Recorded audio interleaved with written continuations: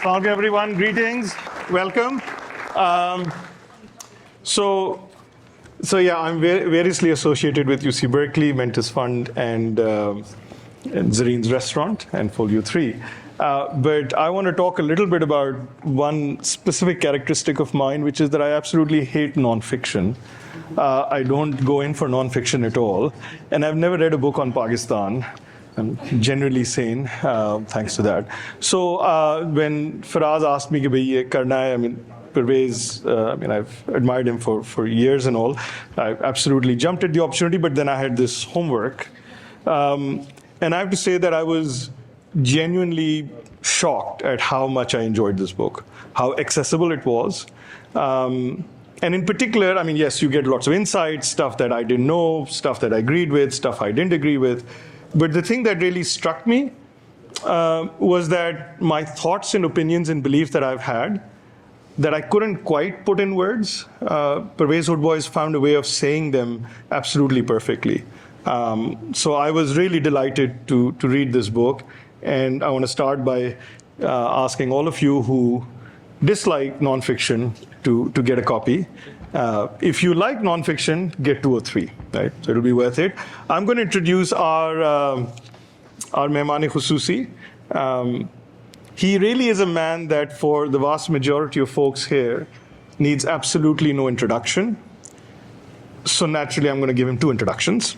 So here's the deal, right? So Pervez Hoodbhoy is a PhD in nuclear physics from MIT.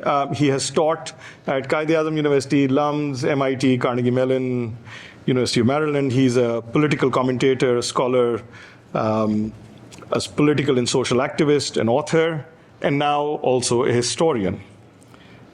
The second introduction, I'm going to use his words from his books to describe him, right? So he is, as he describes himself, a nuclear physicist opposed to nuclear weapons, a teacher in a country whose government, in my opinion, invests very little on education, a science popularizer in a science-unfriendly country, a rationalist who disputes hearsay in a land where conspiracies abound. I think it's only appropriate that a man as contrarian and paradoxical as Pervez Hoodbhoy has written the definitive book on a country as contrarian and paradoxical as Pakistan. Please welcome Pervez Hoodbhoy. Pervez Saab, welcome to the Bay Area. Well, thank you very much. I think I have to turn this thing on. Yeah, absolutely. So you're very welcome to the Bay Area. I know you've been on this book tour and a tour of sort of history, philosophy, and political analysis. So I want to start. So as I said, I really enjoyed the book, and you and I found out that we are both embarrassingly big fans of Victorian literature and Jane Austen. Yeah. Yes. So there you go. You see, ek kahin se taaliyan aayi, right? And I really believe that this is exceptionally well written and engaging, partly because of your love of that. But I'm going to start Pakistan, origin, identity, and future, right? So let's start with origin, yeah? And we will go pre-1947 for however long you want to go back, 90 years back to the pivotal 1857 or before. And tell us how the two-nation theory came about. What were the forces, in your opinion, that were at work that led to 1947? Thank you, Umair. And you said you've never read a book on Pakistan. I never thought I'd write a book on Pakistan. But I felt compelled to do so because there is so much obfuscation, so much lying about history. And you'd say, well, who cares about history? Those are events that have long passed, but actually they determine the future. It's the two-nation theory that I've primarily tried to understand in this book, because it is the two-nation theory that brought Pakistan into existence. It separated the Indian subcontinent into 2 parts. And the two-nation theory was, the articulation of the two-nation theory was by Muhammad Ali Jinnah, the founder of Pakistan, who said, there are 2 and only 2 nations that live upon this subcontinent. They are Hindus and they are Muslims. They have different heroes, they eat differently, they have different habits, they don't intermarry, and they can never live together in peace.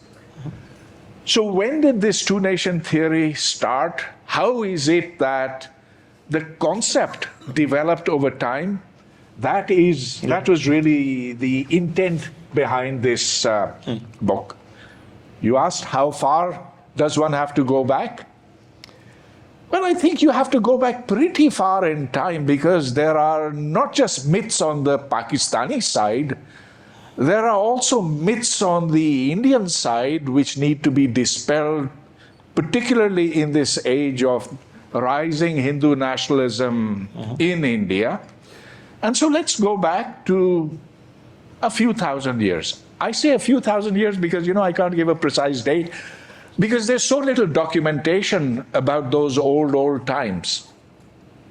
But in a nutshell, and so I'm not going to try and say what is the first half of the book.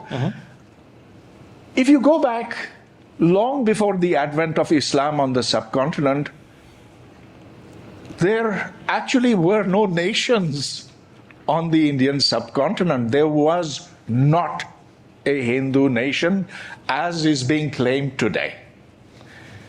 In fact, the identification of a person, you meet somebody walking by, you ask him, who are you? Are you Hindu? He wouldn't understand the question, because in fact, the word Hindu is not present in any of the sacred texts. The Vedas, the Mahabharata, the Ramayana, Bhagavad Gita, it's not in that. Okay. Then you ask, what are you? Who are you? And he'll say, oh, I'm from this village. I am a cobbler or a metal worker or a khet mazdoor or whatever. He will say that I believe in this and this God. He'll name the gods for you, but the gods over here and the gods over there are not the same. He'll tell you about his parents, but he will not say that I am a Hindu, because the word Hindu didn't have meaning. And now, let me tell you where the word Hindu comes from. So let's go back not too far, but go back to 1,000 years. Okay. That's actually 980 something. This is the time of Al-Biruni, Muslim who came with Mahmud Ghazni, the destroyer of temples of the Somnath temple, bad guy. But Al-Biruni was a very smart cookie. In 13 years, he mastered Sanskrit. He got to know about all of India, the scholars there, learned about the idea of zero and all that. He refers to the Muslims over there, the ones who had converted from Hinduism, he refers to them as Hindus. He calls the Turks Muslims, Turkish Muslims. He calls the Arabs Arab Muslims. But he calls the people over there, he doesn't distinguish between Hindu and Muslim Hindu. He calls them all Hindu. Why? Because they're all in Al-Hind. What's Al-Hind? Al-Sindh. What's Sindh? It comes from the Sindhu River, Darya-e-Sindh as we know it, the Indus River. So it was a geographical term. And so look, the myth that today we were a great Hindu civilization is not something that is held up by facts. So I've told you about the Hindu myths which need to be dispelled right at the outset. Equally, there is no such thing as a unified Muslim identity then. Yeah, the Muslims who came 712 AD, Muhammad bin Qasim, we learn about all that stuff in our books. We teach our kids that the first Pakistani was not in 1947, 712. I've made up my mind. Don't confuse me with facts. Yeah. But okay. Whatever you made up your mind. No, that the first Pakistani was, because social studies में मुझे बताया था. But anyway. Yeah, okay, and Naseem Hijazi, I don't know if you read his novels. Z.Z. Yeah, he's full of that. Okay, but let's say that they were not the same, but there were differences between Muslims and non-Muslims, but they were very great ones. There was so much syncretism. Muslims worshipped in Hindu temples. Hindus worshipped at Muslim shrines. Sufism had a lot to do with the spread of Islam. Islam came with the sword, 712 AD. Muhammad bin Qasim was a conqueror. He came, he defeated Raja Dair, but it didn't lead to an amplification to populating India with Muslims. Instead, through slow degrees, and remember there were Arabs on the coasts of India. There were Gujaratis, there were Bohras, etc., and all sorts of people. There was an amalgam. The difference started with the coming of the British, but we can move on. No, but that's where I wanted to get to. So the British came, they did the census, as you talk about, right? But here's the deal, right? From 1857 onwards, you argue, and most of us know and understand, that there was a systematic suppression of what was considered, right, the bigger threat to the British, which were the Muslims, right? And so that you do say is one of the things that leads to the two-nation theory and the popularity of that. But there was another thing, right, in terms of the acceptance of progress and education. So talk a little bit about the last 100 years pre-partition, right? What happened there that actually led to this theory evolving and actually, obviously, at the end of the day, gaining a lot of momentum, right? If you will permit me, I'll go a little bit beyond that, sure. because otherwise I'll be missing out on 350 years of important history, which was that of the Mughal Empire. This was the only time that India had been under one government. It had many spectacular successes. You look at the Mughal architecture, it's beautiful. They made mausoleums, they made gardens, they made mosques, lots of things. There's music and poetry, and India owes a lot to the Mughals, even though today they are being excised from the history books.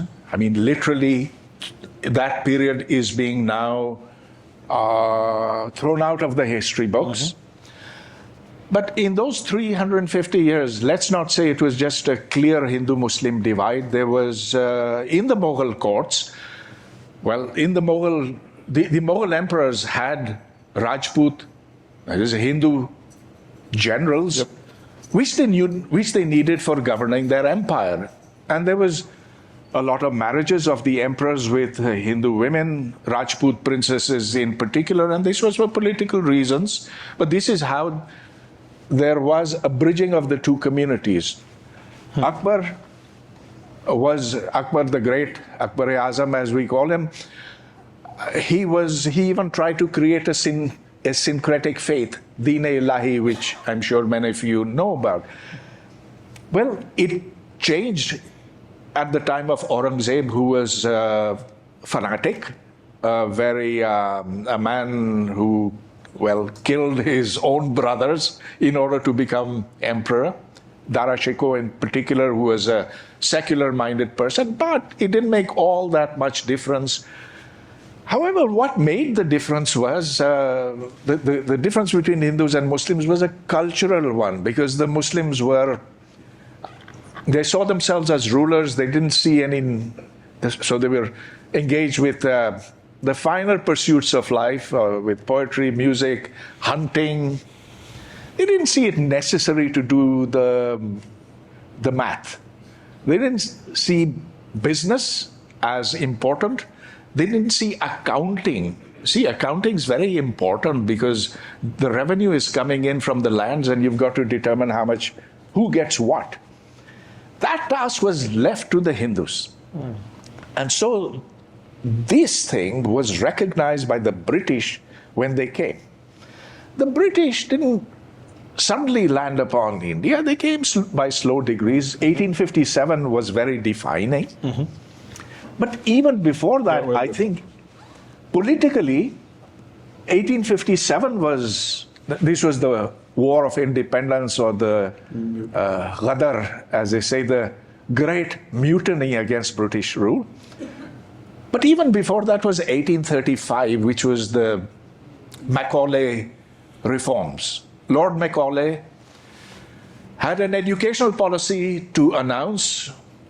He said, no longer will we Britishers, no longer will we English support local schools, except if they teach English, math, science, the stuff that you need. That's useful to us because we need you to run India for us. Remember, there were only something like 40, 50,000 Englishmen, white people, who were ruling over 300 million Indians. And so they needed locals to do the job, and the Hindus were more amenable to that. The Muslims said, look, we have the Quran, and this is the word of God, and we don't need anything beyond this. And so thank you very much. We are satisfied with our madrasas, and we'll stick to them, so bye. The consequences of this was the Hindus developed educationally a great deal. And today, if you see in the valley today, you will see the difference that this led to. So that's where the two-nation theory, in my mind, had its beginnings. But then it was amplified. Then it becomes politics. Then it becomes leveraging that. And of course, we know that comes 1945, that's the end of the Second World War. It's absolutely clear that the British have to leave. But decades before that, it's clear that Britain cannot stay in India indefinitely. Okay, so then let's come up to the decades leading up to partition. There are certain founding fathers that appear, right? And you mentioned three of them. There is the isolated progressive, right? Sir Syed Ahmed Khan, right? There is Iqbal, and there is Jinnah, right? Iqbal. Three of them. There is Sir Syed Ahmed Khan, who was about 25 years old, 28 years old, in 1857.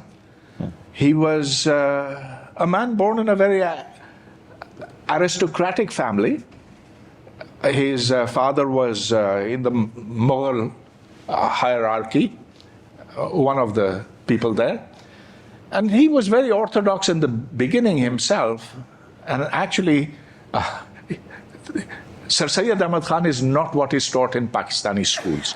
If you want to understand him, and he's important to understand, then I would recommend that chapter of this book.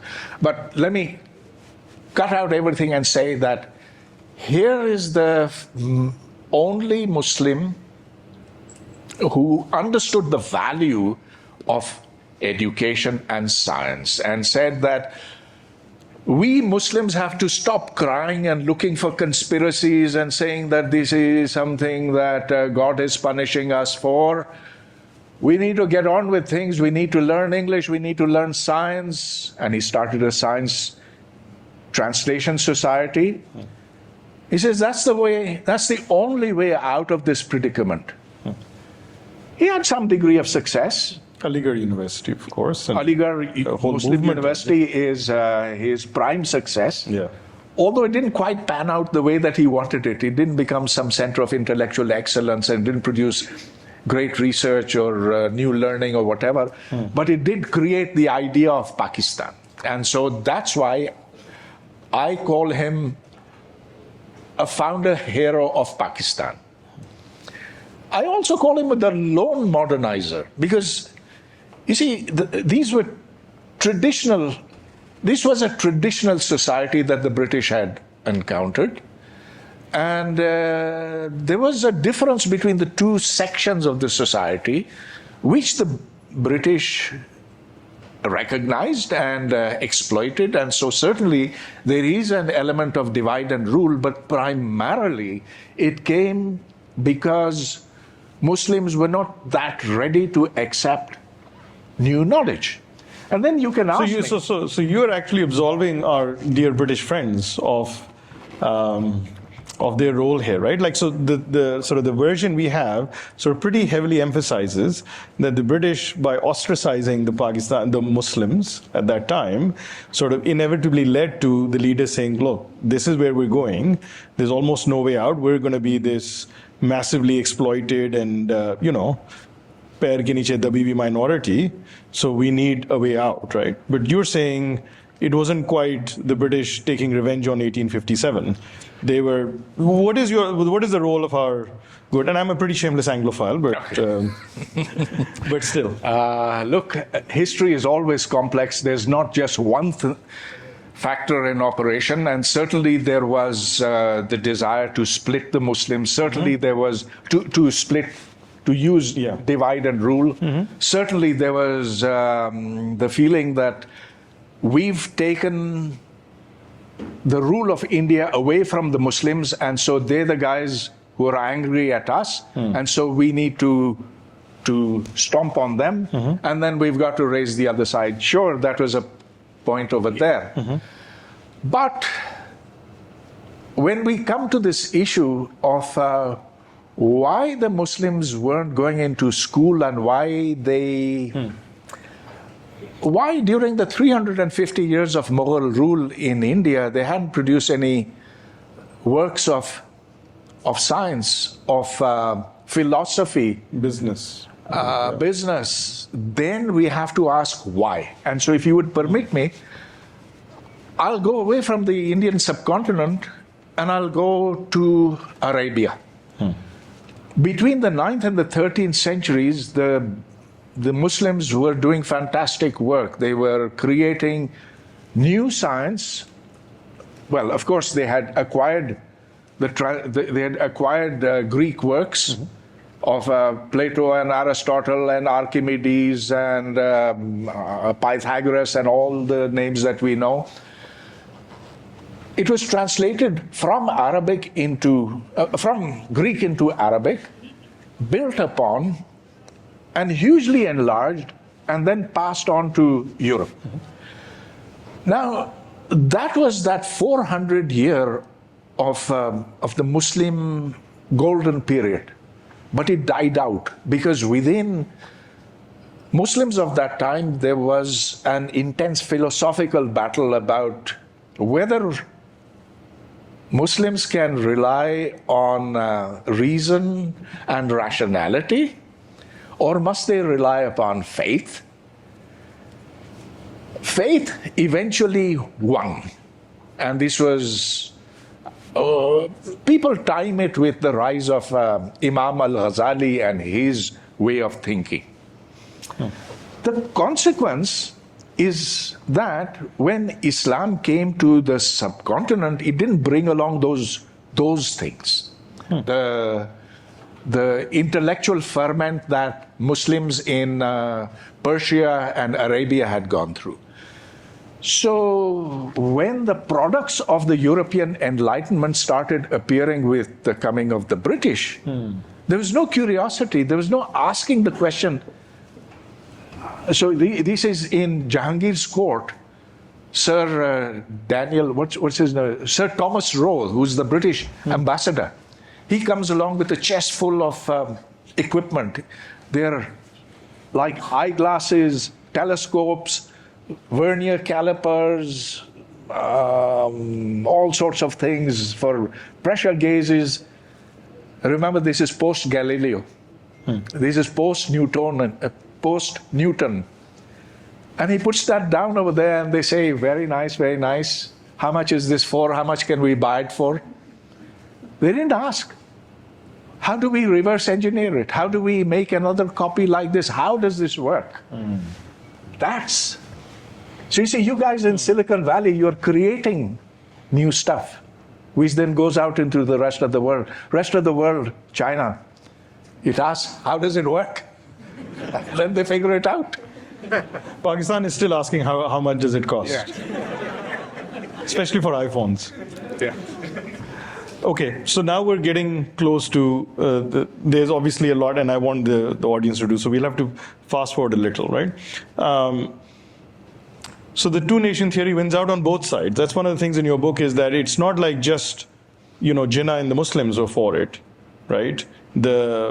The predecessors and the elders of what is now the Hindutva movement, even at that time, were fairly active in the late 1900s, 1800s, and early 1900s. So that eventually then wins out, right? Yeah, people in India, they say that the two-nation theory came with Iqbal and with Jinnah, before that Sir Syed, but they never say that there was Veer Savarkar and there was Golwalkar, who articulated the notion that Hindus and Muslims are separate, and in fact, they cannot even live together.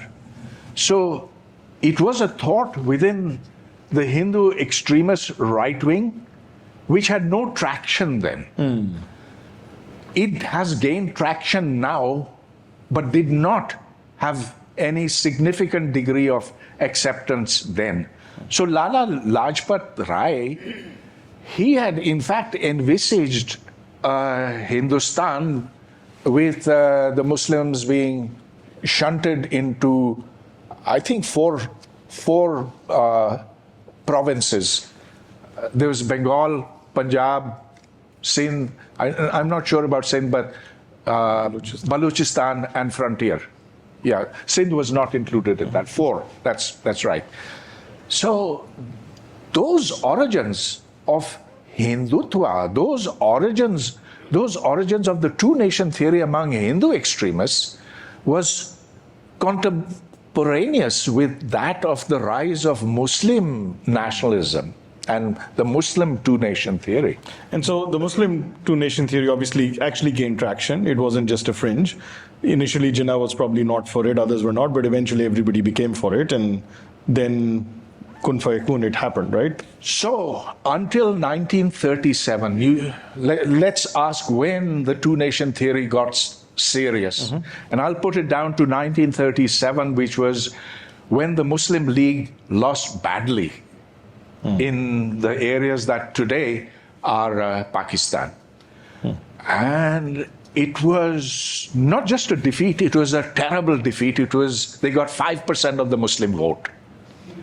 Okay, thereafter, Mr. Jinnah, who had hitherto been a secularist in his outlook, and certainly in his personal life, I mean, you will not find, he's portrayed very differently in Pakistan and was portrayed as a very pious Muslim in the days of Ziaul Haq, but we know he liked his ham sandwich, and we know he liked his bottles of wine. In fact, it's there in his shopping list, which is in the Jinnah papers. But comes 1937, he switches around and he says, look, we are doomed unless we unite religion and politics together. And so from that time, he says, we don't have to be ashamed about joining the two together. We have to say that Hindus there, Muslims here. He makes that articulation most definitely and most eloquently in 1940 at the Minaret, Pakistan, while he was president of the Muslim League. And then it grows and grows, and then, as they say, Pakistan became a slam dunk. Football. Basketball. What is it? Baseball? Basketball. Basketball, yes. Slams or dunks to bahut hote rahe. I don't know. George Bush used it, so I don't know what it meant. We'll put it down to your George Bush moment. Okay. So, we're talking Pakistan. We cannot talk Pakistan without Faiz Ahmed Faiz, right? Ye daag daag ujala, ye shab gazida seher. वो इंतजार था जिसका ये वो साहब तो नहीं जिसकी आरज़ू लेकर चले थे यार कि मिल जाएगी कहीं ना कहीं तश्ते फलक की के आखिरी मंजिल etc. Yeah, but what it says is that this is not the dawn which yes, this murky morning, right? Yeah. This night-bitten dawn, right? Yeah. This is not the dawn, the morning that we were promised, that we were waiting for. So what happened post 1947? You talk about a couple of angularities. You talk about things that got away, right, from the folks that, with the best of intentions, the worst of intentions, let's not argue that, but they obviously intended Pakistan to be a thriving independent state. What happened? Things started going wrong even while Mr. Jinnah was Governor General. He arrogated to himself all the powers. And yet, because there hadn't been a philosophy, a blueprint for what Pakistan ought to be, there was confusion. Now, you see, Mr. Jinnah, when he would be asked, what is Pakistan to be, he would say, don't ask that question. If you ask that question, and he said this to the students of Aligarh Muslim University, where the Muslim League had huge support, he said, if you ask this question, you are an enemy of Pakistan. There was good political reason for that, because if he said Pakistan was to be an Islamic state, then it would scare off the minority. Not just the minorities, but Shia. Sure, because course, the Shia are not too enamored with the idea of living in a Sunni Islamic state. And that would be a good chunk. Plus, he was Shia himself. Yeah. When he was asked, what's it to be all about? He'd say, just shut up. We'll come to this when we have a state of our own. Then we'll decide what Pakistan is to be. And so that's why he never wrote any kind of a draft constitution. He never wrote a position paper. He never committed himself to writing. He didn't say whether Pakistan would be a secular state or an Islamic state. He couldn't, because then that sole unifying factor would then disappear or be damaged. So he had to say, wait until we get Pakistan. Okay, so when Pakistan is formed, there's absolute chaos, mayhem, 1 million people killed during partition, 14 million cross over, absolute catastrophe, no resources. And then what's worse is that the Muslim League was primarily made up of landlords, of feudals, of sardars, and all they wanted to do was to grab the lands of the fleeing Hindus and enrich themselves still further. And so Jinnah got into a really messy situation right at the very beginning. And plus, he was then a sick man. He died just about a year and some months later. So it was tough for him. Once Jinnah dies, then within 2 years, the Muslim League disappears. So between 1948, when Jinnah dies, and 1956, there were 7 prime ministers. And that meant that Pakistan really didn't have a steering, a hand at the rudder. Okay. But that still doesn't mean that we had to be a Praetorian state, right? We had to be an army-assisted state. So we have to kind of delve into that a bit. I've been asked by everybody that I know here to talk about that. Thank you for asking that from the safety and comfort of your chairs. We will disavow any institutional affiliations, MIT, whatever. I'm not going to affiliate myself with Harvard, but I can disaffiliate from whatever institutions want. But let's have an honest, open discussion कि ये सब कहाँ से आया और अभी तक persist कर रहा है. And then we'll also talk about the divergent paths of different paths of other nations that are our neighbors and so on and so forth. But let's talk about the army's rise. Why and what? So it's clear as day that the army runs Pakistan, and I mean, what's there to hide over there? They say we do run Pakistan, and we are bloody civilians, and they're the ones who really have ownership of Pakistan. These are the political leaders aren't worth anything, and today's mess, you read about it in the newspapers, is not new. It comes back to the beginning days of Pakistan. In fact, the first martial law was 1953 in Lahore, when there were riots against the Ahmadis. The Ahmadis were then a sect of Islam and remained formally Muslims until 1974. Now they're no longer Muslims by Pakistani law. Mm-hmm. And the fact that there was no guiding philosophy to Pakistan, the fact that there was no political establishment, and the fact that there was only one modern institution, which was the Pakistan Army. Mm-hmm. It was well trained. The British imbued it with ideas of discipline, of efficiency. And besides, they had done a pretty good job in 1947-48 in Kashmir. They were therefore respected by people as being efficient. And so from that time onwards, Pakistan has been a Praetorian state. It's a difficult word, so let me explain what that is. I wouldn't call it a garrison state, although that would be also accurate. A Praetorian state is one in which the army isn't primarily focused upon fighting an external enemy. It's more about capturing resources and power within the country. Mm. And that's exactly the situation. I don't think that I'm stating anything out of the way. So... Okay.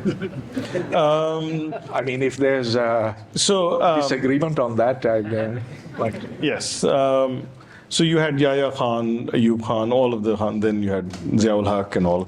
Now you have the current state. I'm going to just say, especially with Zia, right, the whole Islamic Republic of Pakistan, right?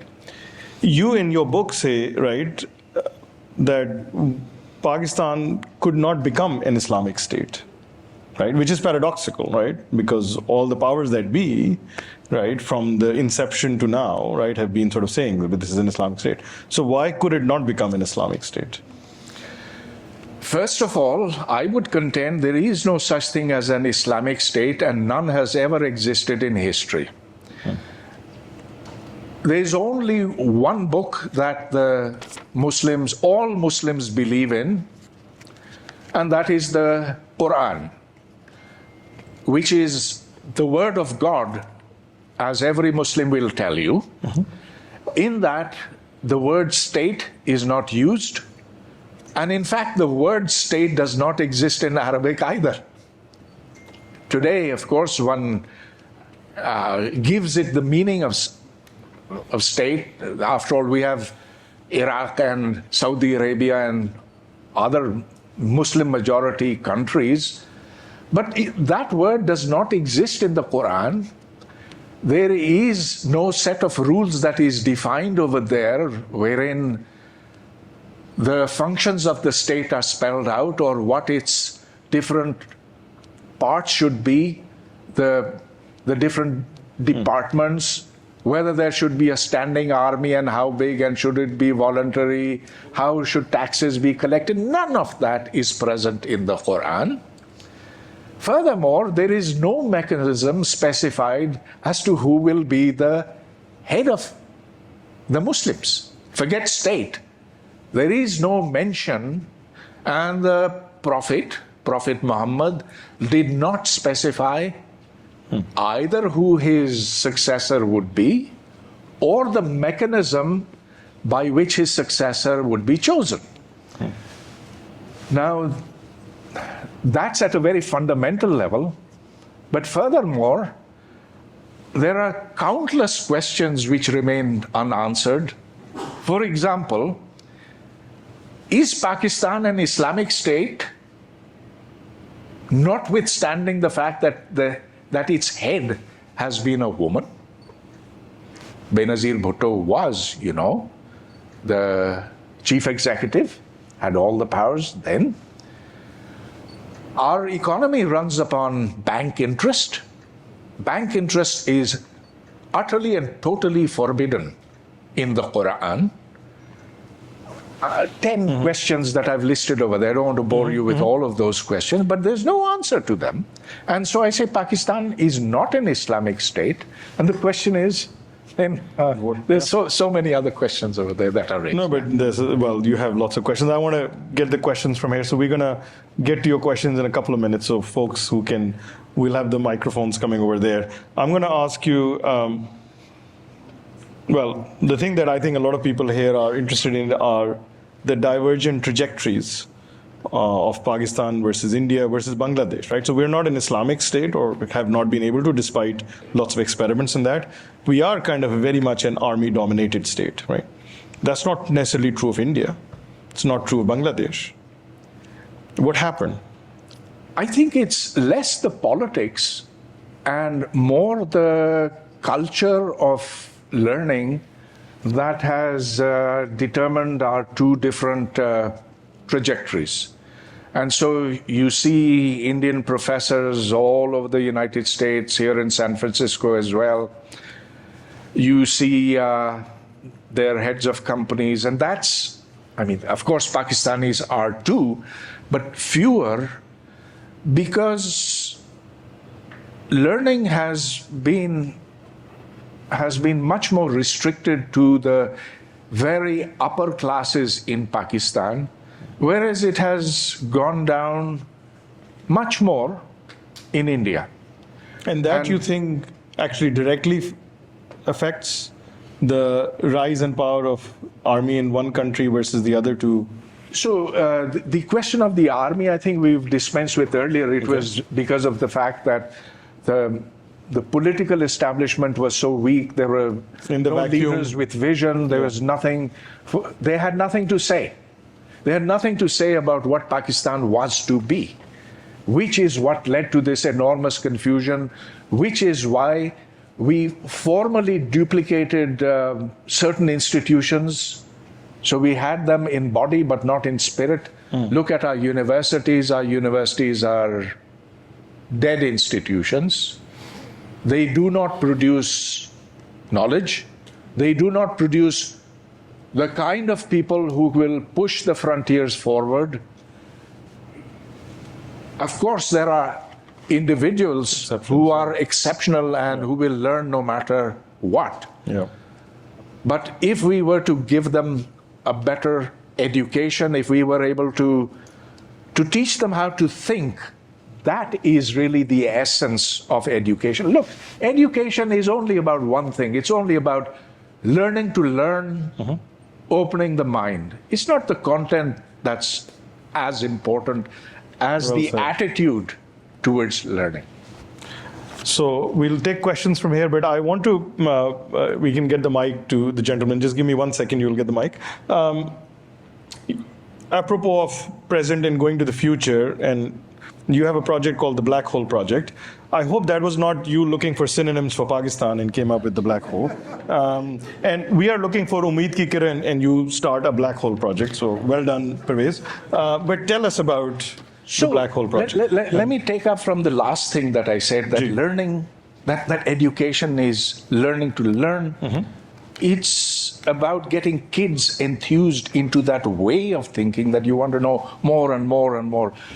Look at how they teach kids in the Khan Academy over here. They get them to actually do things. They encourage them to ask questions. The stimulus of the mind is what matters. And so this is a little thing that we've started in Islamabad. It's now... we had our first anniversary on the 5th of March this year.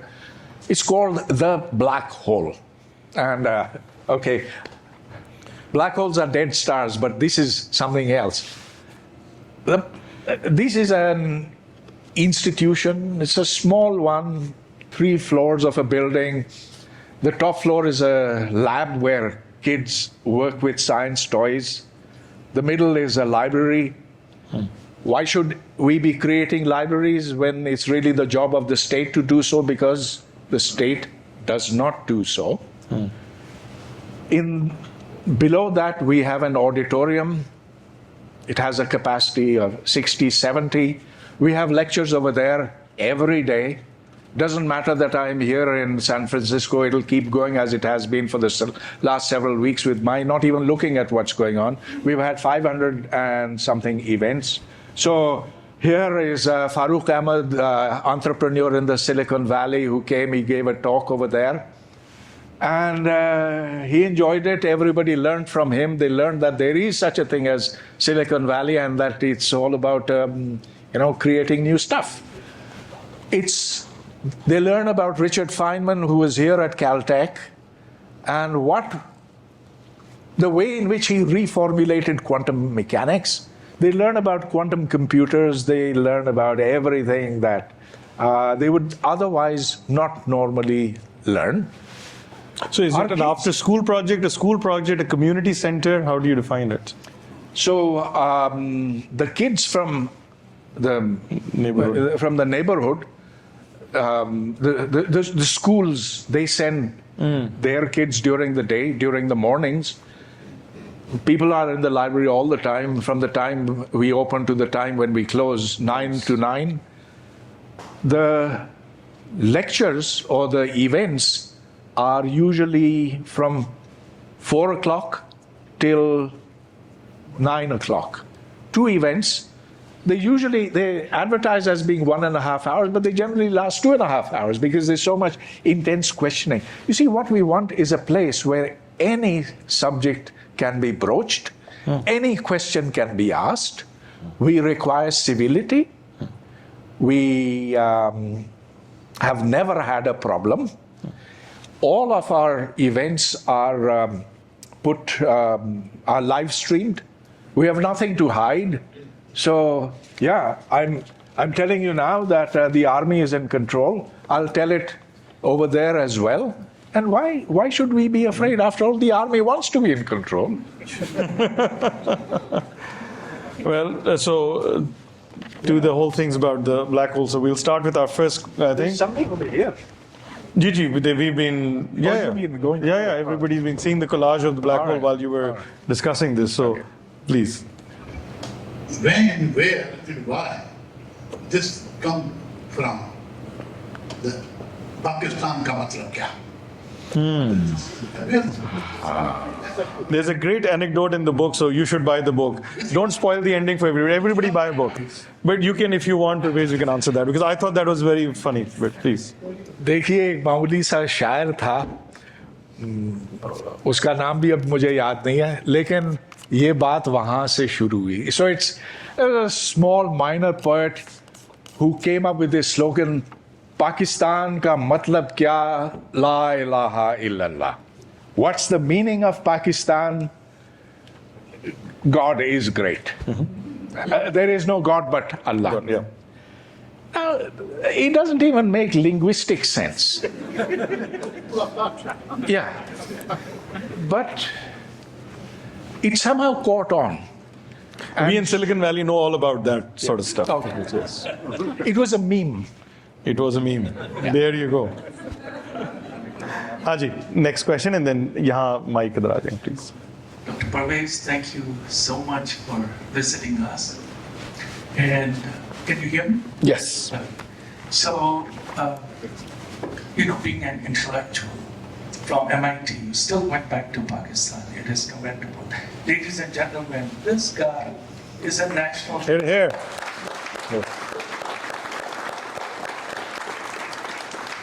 And I always watch your commentaries, analysis, read your articles in the dawn, so you will have lots of admirers and at the same time some haters. Mm-hmm. So, your emphasis on education is exemplary. And that is one of the reasons why I'm moving back to Pakistan after 45 years to serve the underprivileged children. But in quality, There you go. so I have two questions for you. First one is very easy. What is your secret to eternal youth? The Benjamin Button of Pakistan. The second one, assuming I become the Prime Minister of Pakistan, I'm not a Nadla, nor do I know anyone in the military. Let's assume I become the Prime Minister of Pakistan, and I make you the Minister of Education. What would be your first year, the 1 year, 3 year, and 5 year plan on education? First of all, thanks very much for the compliment, but look at my white hair, disappearing hair. What you You said have is all not the hair true. you want, man, dude. Seriously. Are you serious? Bataएं, what is the secret? We all want to know. You know, Pilates, what? Yoga? Actually, the Stephen Hawking's theorem, a black hole has no hair. And I'm moving towards that. If I was Minister of Education, where would I go? Maybe not instantly, but I'd move in a direction so that our kids are taught the way that kids are taught all over the world. That is, in those countries where they are taught to think, and that's true for much of the modern world. So I'd simply see how we can get on that trajectory ASAP. It's not rocket science, it's not something that's impossible. It is, in fact, something that happens in very tiny enclaves. You see that the best of the best schools in Pakistan do that, but not the ones below them. So it's not something that we have to invent anew. It's something that we have to simply duplicate in as efficient a manner as possible. And so then it's a matter of tactics. Hi, yeah, my name is Aruba. Thank you so much for joining us today. I really enjoyed your talk. I had a question. So, given the amount of bloodshed, hatred that's been happening, it's been happening since Pakistan was created, and there's so many problems. Do you think it was worth that Pakistan was created? You also said, our institutions are dead. They're not really resourceful. They're not providing students with anything. And so what is your stance on that? Do you think it was all worth it, the struggle? Was partition worth it? So among the 5 big questions is that, Umair, read it, please. Okay, so this is, I'm going to actually give you just read the 5 big questions. The 5 big questions. Yeah. So, the 5 big questions. The first question, was partition worth the price? So you took my next question. Thank you. Well done. What is the ideology of Pakistan and why does it matter?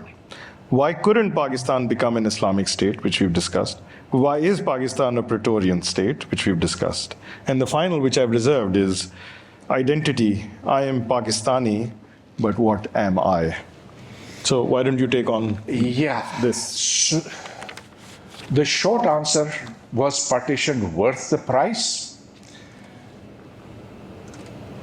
Well, I don't give a direct answer. That's the shortest indirect answer ever.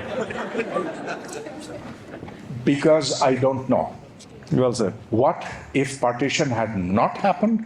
Would there have been bloodshed that would have lasted a very long time and led to more human suffering than the present? I think not, but I don't really know. I think partition could have been avoided. It was not inevitable. But what I do in this book is I look at the winners and the losers. There were people who gained enormously from partition, and there were losers who lost horrendously. They lost their lives, their families. They were displaced into a new place where they had no roots. And so that suffering was incalculable. But what we need is a balance sheet, and so that's what I've tried to do over here. A complex question, the only way that you can handle it is break it down into the parts. Okay. The question of identity. Yes. If somebody else asks that, I'll ask. Come to it. Hello, Professor. Thank you so much for doing the trek over to the Bay Area. It's really nice to hear you talk about history, very refreshing change from what I was taught in school in Pakistan. So you talk a lot about the confusion that we had in the origins of Pakistan. Like, were we supposed to be an Islamic state? Were we supposed to be a democracy? So my question is, how do you see a path forward from all this confusion? And is there even a path forward for us to move on from this confusion? Oh, I am sure there is a path forward.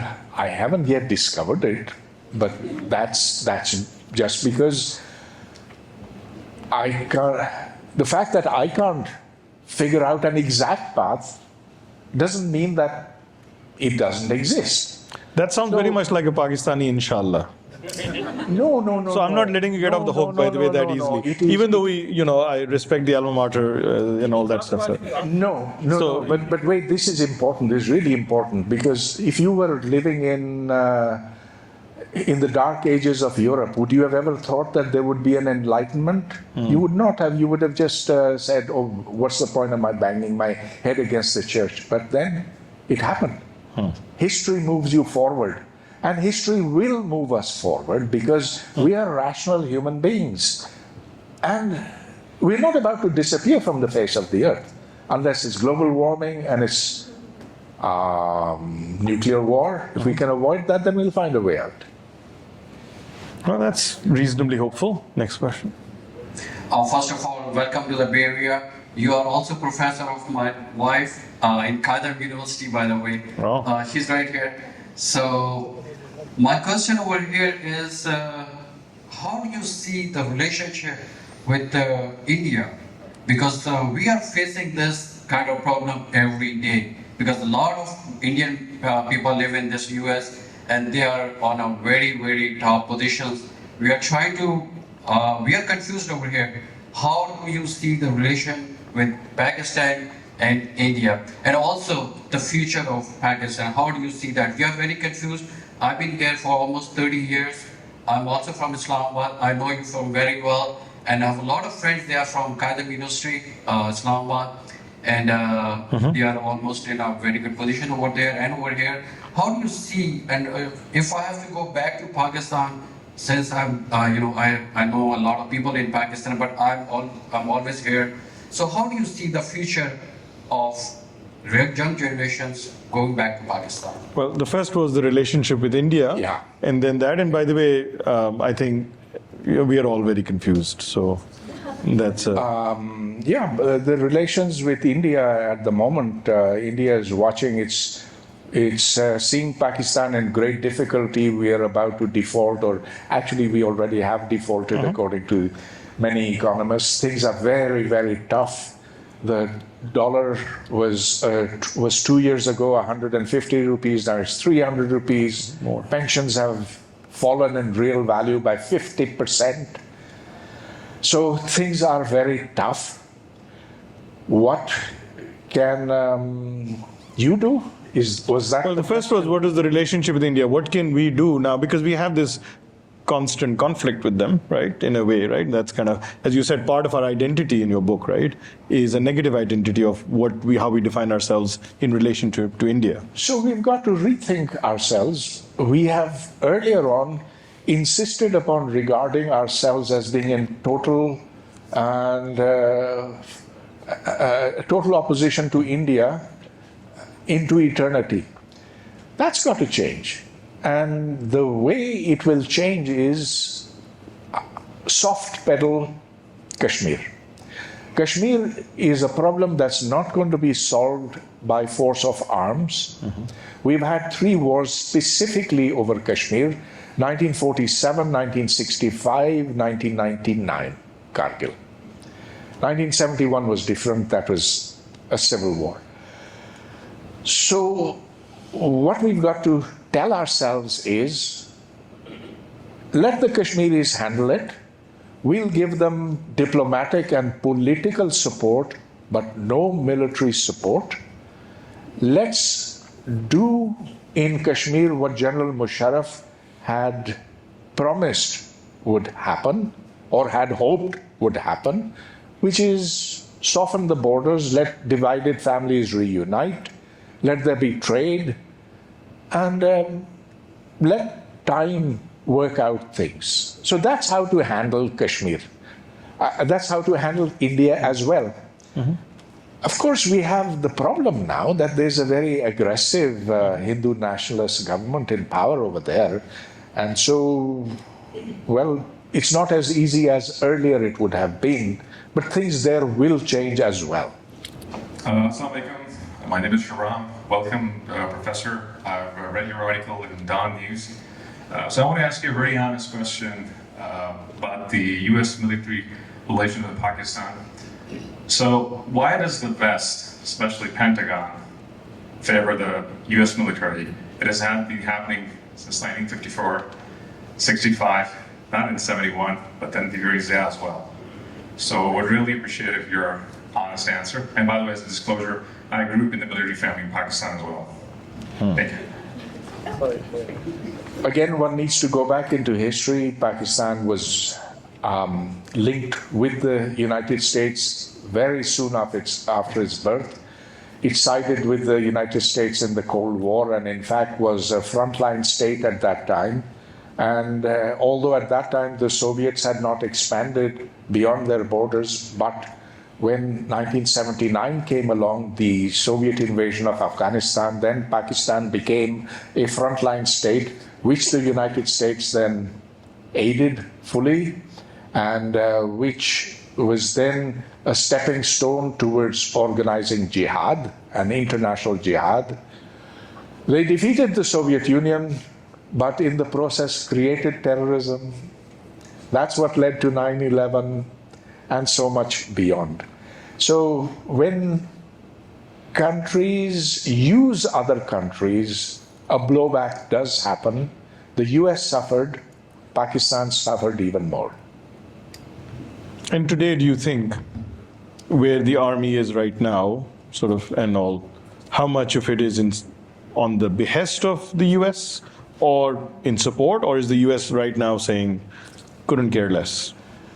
I think after the Taliban took over Afghanistan in 2021, the United States pretty much lost interest in Pakistan, and it's basically said to the Chinese, look, you can have Pakistan if you want. And the Chinese say, we already have it. We're clearly not the hot date in town. Hi, I'm Ms. Nisa. I have two questions, follow-up questions on something that you already alluded to. One question that you mentioned about the Pakistani education institutions are dead.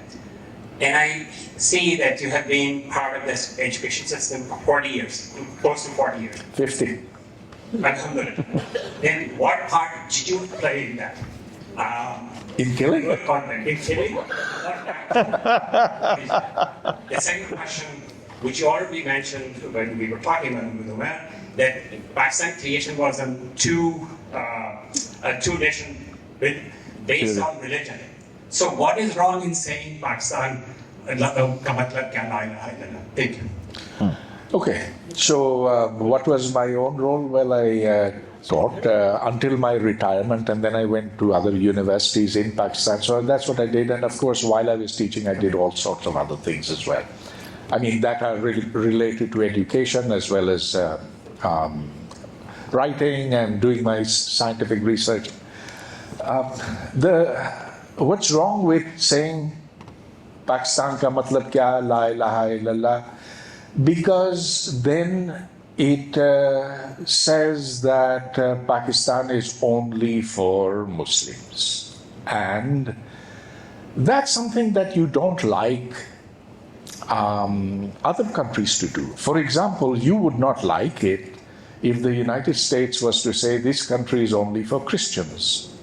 And we don't like it when Israel says this country is only for Jews. Never mind the fact that the Palestinians have lived over here for so long. It's for Jews only. That's not a good thing. We want egalitarianism. This is something that we've learned over the centuries. It's good for a society. Pluralism is something that makes societies healthy. And so that's why I don't like it. Furthermore, it divides Muslims amongst themselves as well. If you see how much tension there is between Barelvis and Deobandis, if you see how insecure Zikris and Ismailis and Shias feel in Pakistan, a religious state cannot ever be equal in the treatment of its citizens. That's why I don't like that slogan. A country that was ostensibly formed to protect the rights of a minority that was under threat. If you take that, then to have that country become the biggest violator of minority rights is a pretty sickening reality, right? So we'll go to the next question. Thank you for being here. It's always great to listen to you, and you're here to solve all our problems. So I'm going to give you a problem that's right today. Right, it's right today. The present confrontation that's going on, acknowledging the armies in control. There's somebody, people in Pakistan, they think they can do something about it. Would you consider giving Imran Khan the advice that this might be the time to retreat and go back to England or someplace and lie low for a couple of years and then come back, rather than face everything he's facing right now and what every one of his people is facing? And your religious answer you gave, I do remember that I was in the Pakistan Supreme Court one time, and they were talking about the defamation laws and the laws against saying negative things about Islam, because there was something written on the gene, and they decided this was anti-Prophet Muhammad. So that's one reason to be careful with that. Yeah. Thank you. No, I don't believe I've said anything which comes under any kind of a law. I mean, I'm simply stating that if Pakistan if it becomes an Islamic state, first of all, that's not formally possible, because, as I was arguing, there is no precedent of an Islamic state. But exclusivism is something that a lot of people don't like. And so, yeah, there's nothing that I would ever take back in what I said to you. On the question of Imran Khan, well, I think it's a case of lost opportunity. Here was a movement that was genuinely popular. Different people went into it for different reasons. And had there been a person who emphasized democratic, secular values, I think it would have been a great defeat, a great loss for Pakistan if the military had moved against him. Well, the military has moved against him, but I'm not sure what we've lost, because it's not clear to me at all what he stood for apart from his own self. He never said anything except that Pakistan should be Riyasat-e-Madina. Now, what is that? Is the state created by the Holy Prophet. But there was no state created by the Prophet. But he meant a certain time period where there was harmony and prosperity. I think that it's more of an icon than a set of codified rules, right? No state created. A state, apart from the fact that a state has defined geographical boundaries, it also has a constitution or a set of commonly agreed values. Yeah. What the Prophet did, and very properly, and he was an excellent mediator, he got these warring tribes together and worked out compromises with them. And so this is actually a part of my book over there, which argues that there was no state in Medina. Mm-hmm. It's a set of 62 or 63 principles that if you go to war, how much should be the booty, what should be done with women when they are captured, etc., etc. So it was rules on very specific things that concern the people of those times. Mm-hmm. Okay. Go ahead, sir. Just right here. We'll answer the last question, whether you should retreat or not. Yes. Since apparently you're now the advisor to Imran Khan, go ahead, please. Yes. So I think it would be good for Pakistan if he did, because as it is, he's been abandoned by all the fortune seekers, and his remaining on will just provoke further confrontation. But I think they've pretty much handled them now. I don't think much is going to happen. So I guess just building on that, not the Imran Khan piece in specific, is you look at the kind of political leadership profile that you think can actually come in and make the kind of changes, given the army situation, given all the mess that there is. What is the kind of person with what kind of political platform that you think actually would have a chance to succeed? Too tough a question for me. Look, did you ever expect that Imran Khan would become as big as he did? In fact, if you had asked before 2011, which is when the army threw its full weight behind him, he would have just frittered out at that point. In terms of on the political landscape, we don't see any such personality. But this doesn't mean that there aren't people with charisma, with a high degree of integrity in the population somewhere. It's a question of whether they will eventually make it to a position of significance. But they can't, right? So this is a completely meta-circular argument. The army won't allow them. When the army allows them, you go after them, कि भाई ये तो army का बंदा है. When he goes against the army, you say, okay, he got what he deserved for, going against the people who bared their fangs. If you're decrying Imran for going against the army, because then you're basically telling all of us not to go against people who bared their fangs. And if you don't go against people who bared their fangs, then we don't go anywhere. So, because you and I would be accused of elite intellectual sort of ivory tower stuff, everybody here is asking what happens next, right? So, what happens next, right? Like, there is no one person coming to save the country, but if the army doesn't want to let go of, 50,000 corporations, and it has PDM in its pocket, and until recently had Imran in its pocket, what happens next? Ultimately, it is how the economy restructures itself that will matter. How can the economy restructure itself if your economy is in the grasp of people who have a fantastic revenue model better than any Silicon Valley company I know? What I'm saying is a general principle. I don't know how it will work itself out.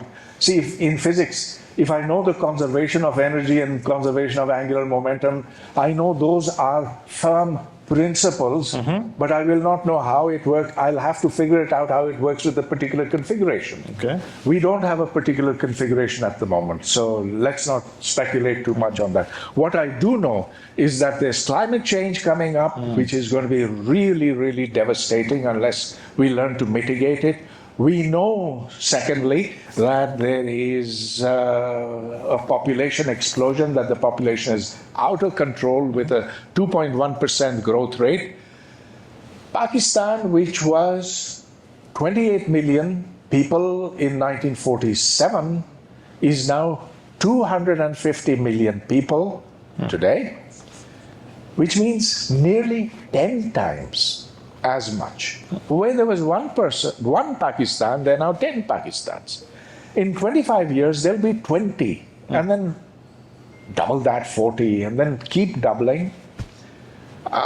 We have to learn to deal with that. That's much more important than dealing with a political issue. Much more important. I agree completely. Yeah. And we have to learn to avoid nuclear war. Yeah. Listen. So my name is Adil Ashari. On what you are talking about, the population.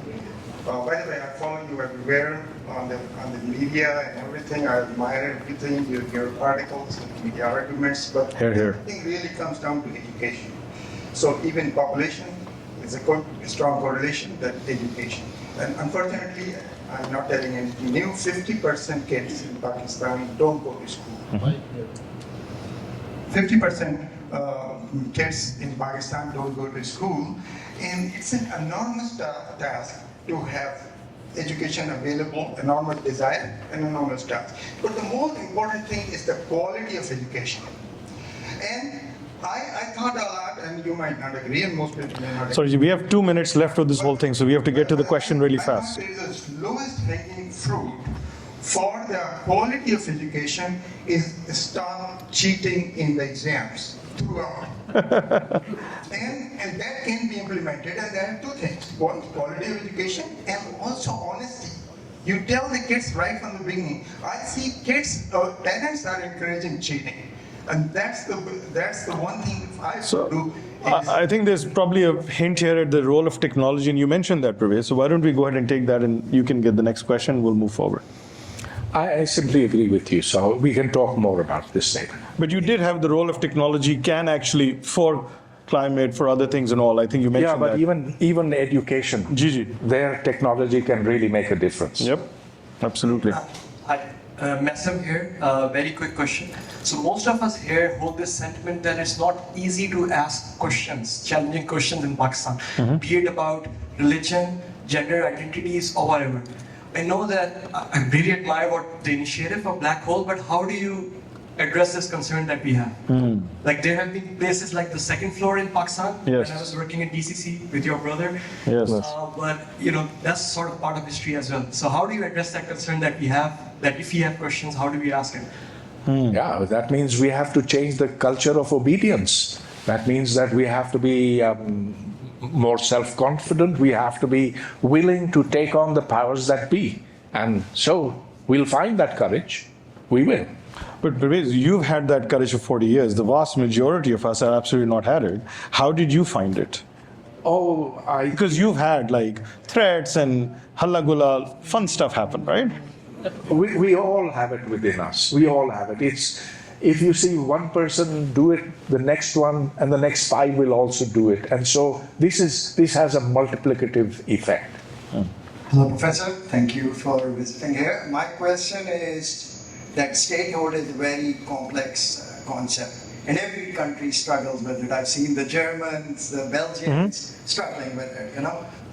We have our own struggles. So my question is that, do you give us any credit for trying to become a state? And I will give you one example that I thought was a pretty big deal for my Belgian colleagues when I was studying there. That I told them that I come from a Punjabi family. I don't know how to speak Punjabi because we as a nation decided that we will make Urdu our national language, which probably like 1% or 2% speak as a native language. And we actually actively curtail Punjabi, so that the rest of the people don't feel alienated. So I see that we have our struggles for identity, but we are also trying very hard, to keep it as a country and take it forward. So is there any credit you will give to? Yeah, what are the bright lights in terms of the identity seeking? What do you see? It's a great question, thank you. You gave the example of Europe. Well, European nationalism developed over a long period. Like France, it was really, there was not a French nation. It was Napoleon, through his conquest, through his insistence that the French language be the lingua franca within those boundaries, that made France into a nation. In the same sense, I think that if we handle things well, Pakistan can become a nation in time to come. At the present time, it is different peoples living together, held in place by force of the army. If you take away the army, Balochistan would not like to be part of Pakistan. You would have part of KPK becoming part of Afghanistan, maybe a Pakhtunistan over there. If we give rights to our people, if we treat them equally, and if we give them equal opportunity, then in time to come, there will be a Pakistani identity which will emerge. Hopefully, most of us will then stop looking towards the Arabs and falsely claim that we came from there. Some did Most did not. The people of Gilgit-Baltistan have absolutely no connection with the Arabs. The people of Balochistan, they don't see themselves as Arabs. People who live on the soil, they want to be recognized as coming from the soil, and they want to be accepted equally on that basis. The Sindhi wants to be a Sindhi, the Pathan wants to be a Pathan, the Punjabi is different. That's another 2 hours of discussion. Yeah. The Punjabi. We'll have the last couple of questions. But it's important over there. Yeah. Keep it short. Okay, we'll talk about that later. Yeah. Rasa, please. Yeah, Ras Siddiqui here. I'm desperate. I have read you for a long time. Yes, we all have read him for a long time. I'm desperate. Uh-oh. Okay. Is there anything encouraging going on in Pakistan today? Challenge. Easiest question for the end. Yes, I do believe so. I think that if you look at how aware some young people are, the wonderful videos that they make, There you go. how irreverent they are, and how unafraid they are of the establishment, that's really a ray of hope. I know that when I was in the universities, a lot of students would stay away, but there was a substantial minority. When I mean substantial, I don't mean 2%, I mean more like 20 to 30%. They don't want to take risks, but they understand. And if they understand, they're going to go to the next step in the right circumstances. Right. Ji. So I'm an old Quaid-e-Azam University student, so really nice to see you over here. So you mentioned a lot about the army, but I've not read your book. You haven't talked about Mullaism.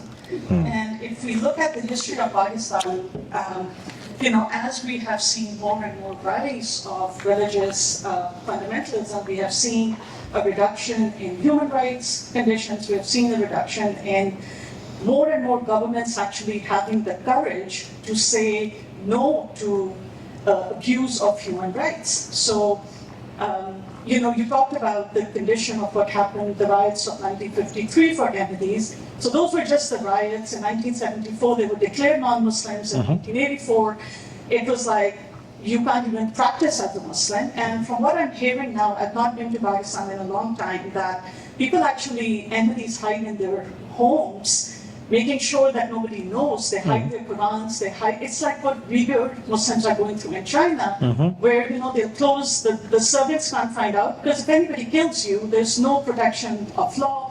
And sadly, there is no courage, because mullahs are so strong that nobody has the courage to say that we will fight. I migrated from Pakistan when I was 27, became a US citizen, and for the first time voted in a US election, because I do not have the right to vote in my own country. So, and I feel like the new generation, I don't know if they realize how bad things are. You talked about tensions between different sects, but what's happening with Ahmadis and the quality of life, or the lack of quality of life. The only option is leave the country, and there are many who don't want to do that. And we are all very patriotic. My dad was in Pakistan Air Force. He retired. He was retired early because he was an Ahmadi officer. Decorated. And there is so much contribution of Ahmadis in the making of Pakistan, in the development of Pakistan.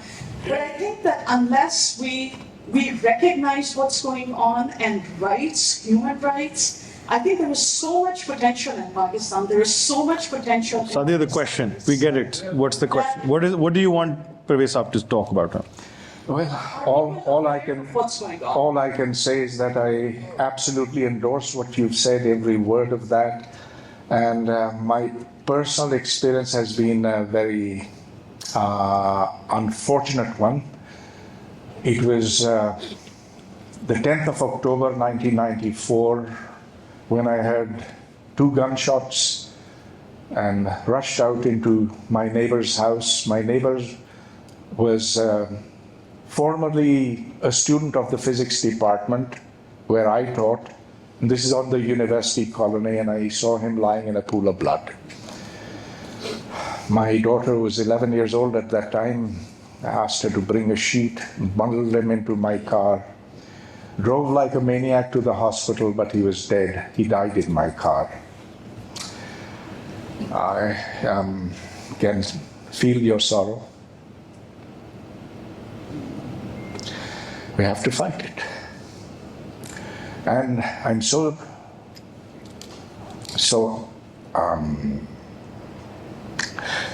my neighbors didn't come to help.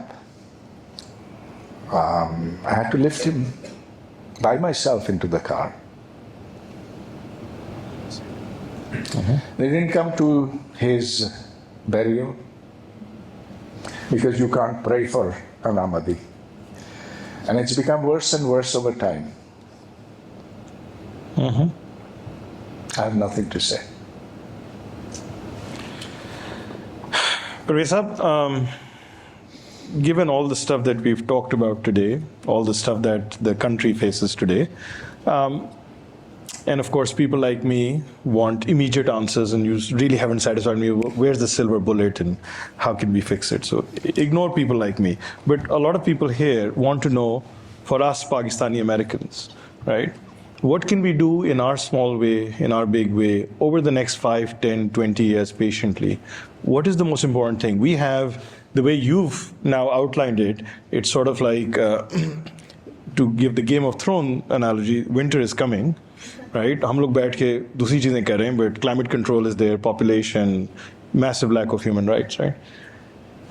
What can we do, given the odds that are against this and given the entrenched interest? What can we as Pakistani Americans and folks here do? I think you need to take a long-term view. That's a view that I take myself, which is that things are not going to, there's no silver bullet.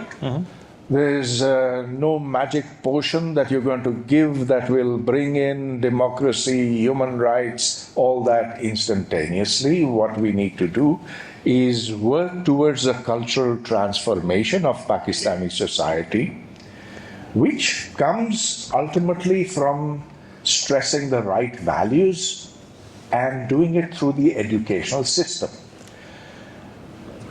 You can explore the ways that you have, which are available to you, like, sir, you are going back to Pakistan, you're going to do whatever you want over there, and you have the values, the knowledge, whatever, but there are lots of good causes. So I hear there's DIL and there's TCF and there's this and that. Yeah, give to them, but tell them, if you're just going to reinforce the values there, and if you're going to keep quiet about the single national curriculum, then you're not going to get that level of support from us. What's happened now is that our schools and madrasas have been brought to the same level, which means that our schools have become madrasas, the madrasas remain untouched. They very successfully said that whatever changes are to take place, we will do them after 5 years. The schools are implementing the single national curriculum now. The police is going around with magistrates and seeing if that is being done in the schools. They're not looking to see if there's drinking water, if there's a library, if there's a lab over there or not. They're only looking at that. So give to TCF, give to DIL, give to whoever you want. Find other good organizations as well, but tell them that, because they have contacts with the Pakistani government, with influential people, that this SNC is poison for the people of Pakistan. If you can do that, in addition to what you're doing, give money, certainly, but get this message across to them. That's our power. That's our guest. Thank you. Here, here. Pervez, yeah, thank you, sir.